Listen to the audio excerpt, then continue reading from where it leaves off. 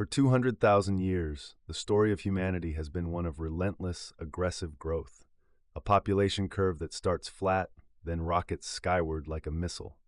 It's the single most dominant trend in our history. But look closer, that missile isn't just leveling off.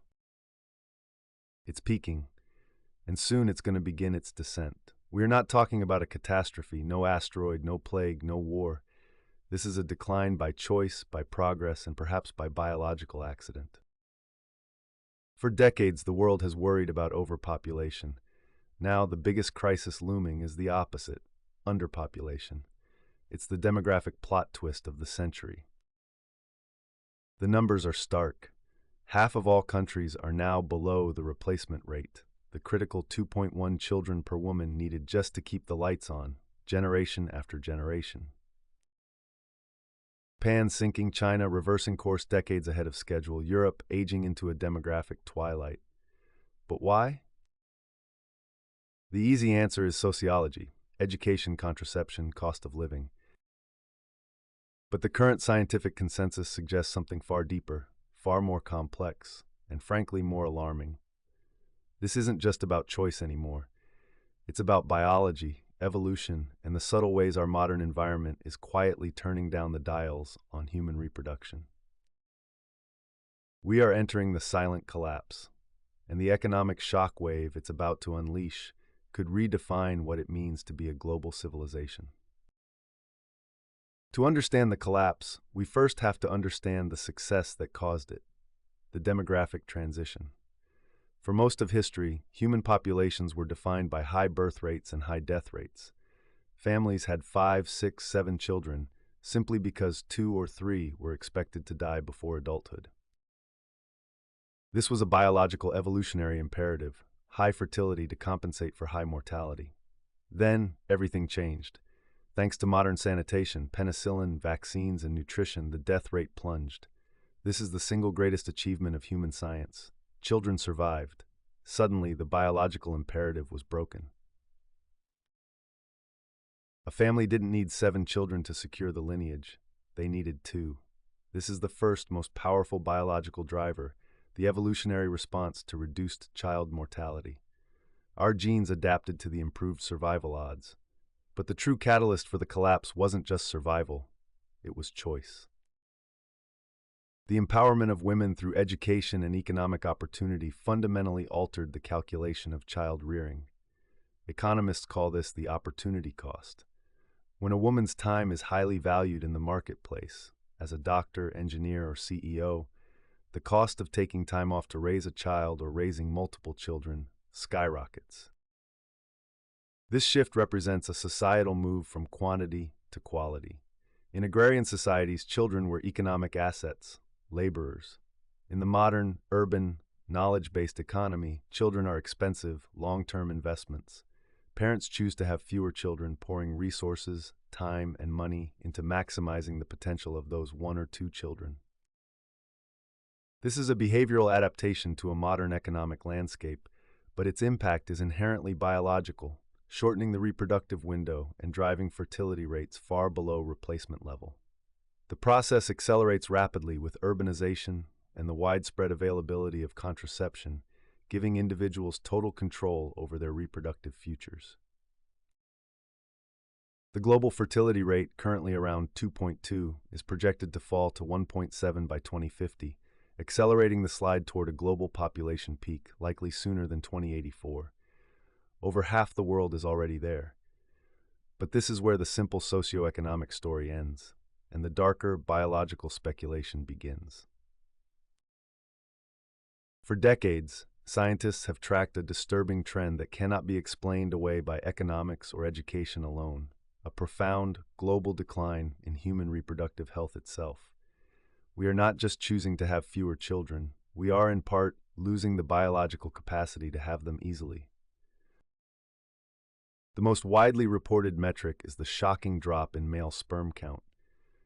Multiple meta-analyses, synthesizing data from millions of men across continents, reveal a staggering decline, as much as 50 to 60% in total sperm count and concentration over the past half-century. This isn't a theory, It's a measurable biological fact. What is causing this mass erosion of male fecundity? The current thinking points directly toward our industrialized environment, particularly exposure to reproductive toxicants and endocrine-disrupting chemicals, EDCs. These are the silent assassins in our modern world. They are chemicals like phthalates, bisphenols like BPA, and certain pesticides, found everywhere from plastic food containers to cosmetics, from fire retardants in furniture to industrial air pollution. The problem is that these chemicals often mimic hormones, particularly estrogen, disrupting the body's delicate endocrine system. This system governs everything from metabolism to reproductive function. Exposure, particularly in utero and during early childhood, can permanently impair the development of the reproductive organs and reduce fertility years later. Nanoplastics, now ubiquitous in our water and food chain, are a new, terrifying variable in this equation. Our biological machinery, optimized over millennia, is struggling to cope with this sudden, pervasive chemical assault. This is a genuine environmental biological crisis happening right now, contributing to the staggering numbers of couples dealing with infertility globally. But there is a second, even more subtle biological factor at play, one that touches on evolution itself: the loss of selection pressure on high fertility genotypes. Think about it. In the high mortality environment of the past, only individuals with robust, high fertility genes successfully managed to produce many surviving offspring. They were the ones who passed on their super fertile traits. Natural selection was a relentless pressure, ensuring a baseline level of high human fecundity. Today, in a world where everyone has access to advanced medicine, IVF, and assisted reproductive technologies, people who would have been biologically unable to reproduce in the past can now have children. This is a tremendous humanitarian success, but it has an evolutionary consequence. It removes the selection pressure that kept our fertility baseline high. Genes for lower fertility, what we might call poor fertility genotypes, are no longer filtered out. They persist and spread through the gene pool. Over generations, this subtle, sustained reduction in selection pressure is hypothesized to lead to a slow, irreversible decline in the species' intrinsic reproductive capacity.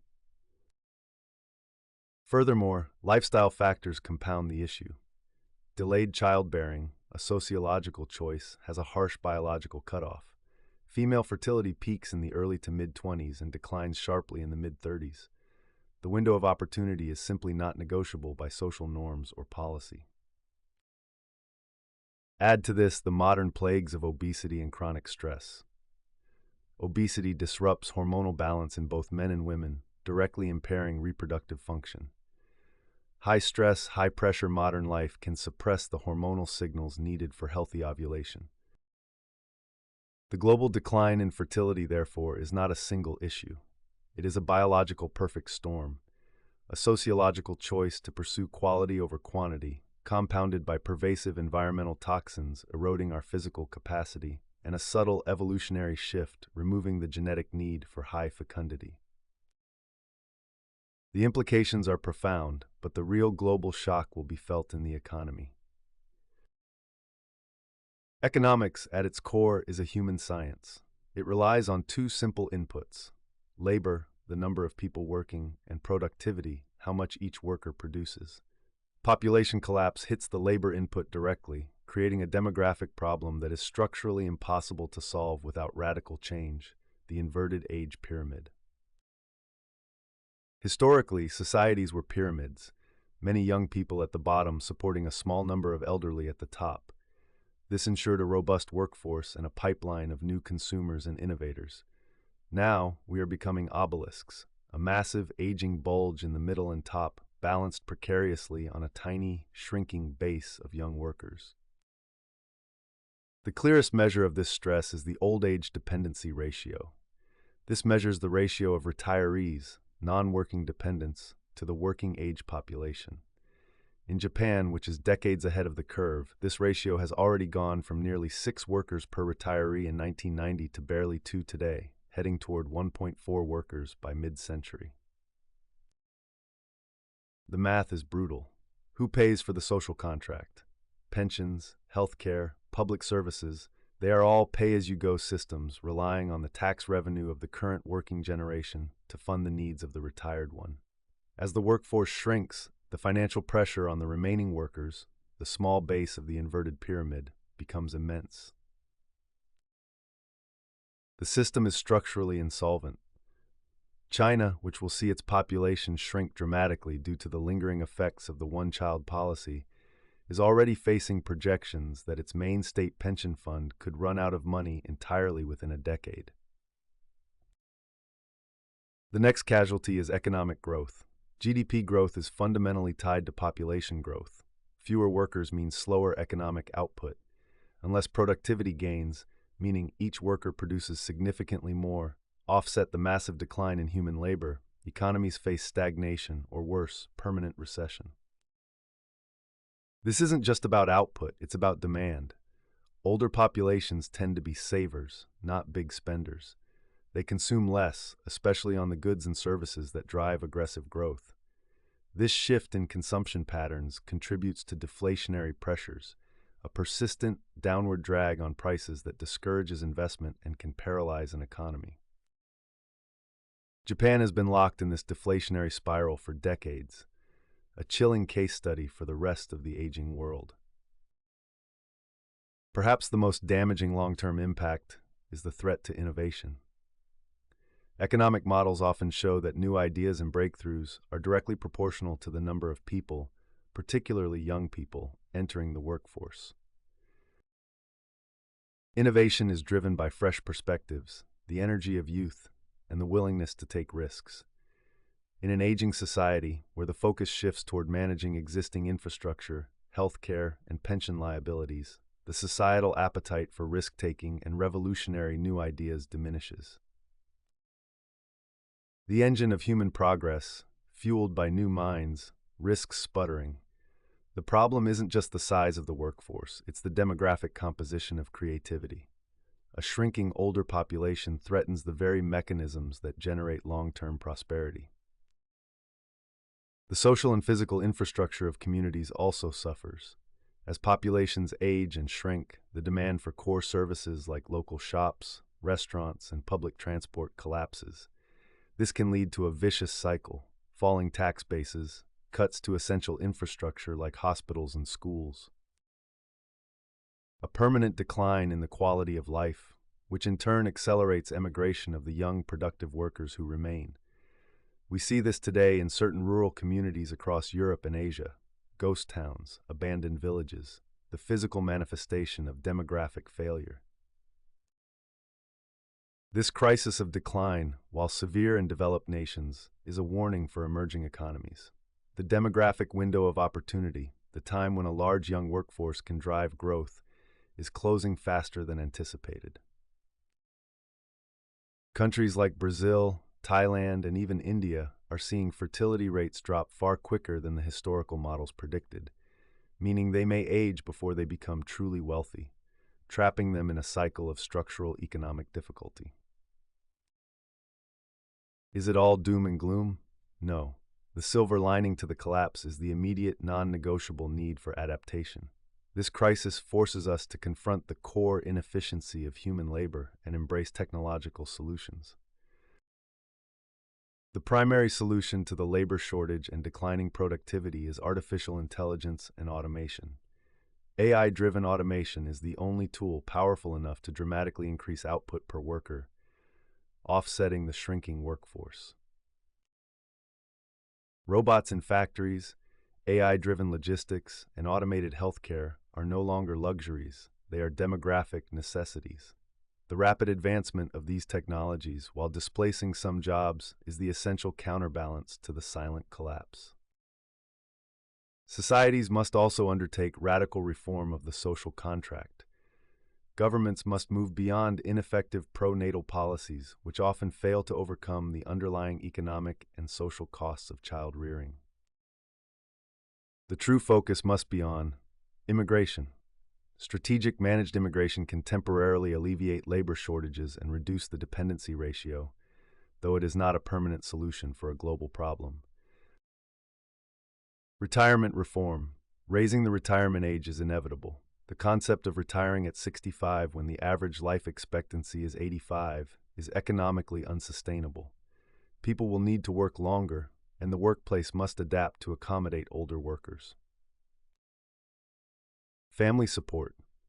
Creating truly affordable, high-quality childcare and normalizing equal parental leave for both parents is the only way to genuinely reduce the financial and opportunity costs of child rearing, giving couples the choice to have the number of children they desire without sacrificing their careers. Finally, from an environmental perspective, population decline offers a profound positive opportunity. While per capita consumption remains the biggest threat, a smaller, stable global population naturally eases the strain on planetary resources, slows habitat destruction, and contributes to a long-term reduction in global carbon emissions. The irony is that the very success of human development, longer lives, fewer children, is creating the demographic engine that could ultimately make our relationship with the planet more sustainable. The silent collapse is not a single story of doom, but a complex tapestry woven from biological success, environmental stress, evolutionary drift, and economic failure. We cracked the code of mortality, but in doing so, we unwittingly dismantled the engine of high fertility. The challenge ahead is monumental. Can we manage this demographic descent? Can productivity gains from AI and automation outpace the decline in human labor? Can we afford to care for the largest elderly population in history? This moment is not about panic, but about profound realization. The human species is fundamentally redesigning itself, moving from relentless expansion to measured contraction. The decisions we make now about our genes, our environment, and our economy will determine the nature of the world our fewer, older descendants inherit. This is the new frontier. What do you think is the greater threat? The societal cost of fertility decline, or the potential biological limits imposed by our environment? Let us know in the comments below and subscribe for more deep dives into the forces reshaping our future.